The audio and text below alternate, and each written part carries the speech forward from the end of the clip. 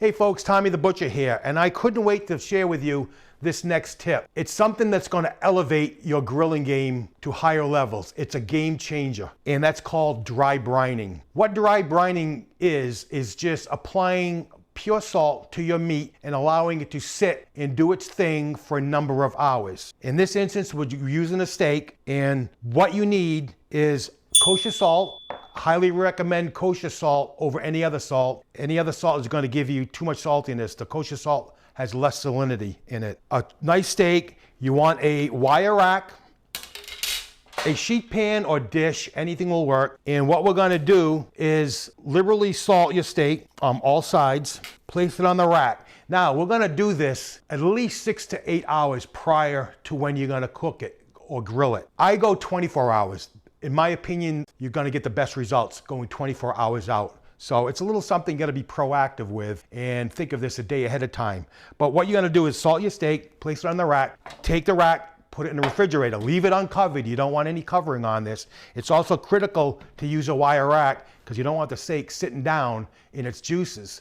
You want it up so the air can circulate. Now the whole reason for this, what happens is over a period of time, all the natural juices in the steak are going to begin to rise to the surface. It'll become wet for a little while, but then it'll reach a stage where the opposite is going to happen. The juices will begin to retreat back into the steak, and in time you'll get like a dry crust on your steak. So what dry brining does is it uses the natural juices in the meat as opposed to a marinade or a wet brine. When it comes time to grill this, all you want to do, rub a little olive oil on the outside, a little bit of cracked black pepper, and it's ready for the grill. If you choose indoor cooking, if you choose to pan sear it, what is also beneficial of this process is it dries the meat out. You'll have no liquid on the external surfaces of the steak. When you're searing in the pan without that liquid present, you'll get a better formation called the Maillard reaction. What this is caramelization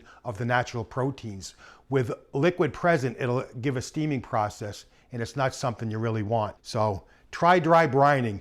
It's a game changer. You're gonna love it. You will never do a steak another way. I'm Tommy the Butcher. Keep smoking, and I'll see you later. Remember to like and subscribe for more tips.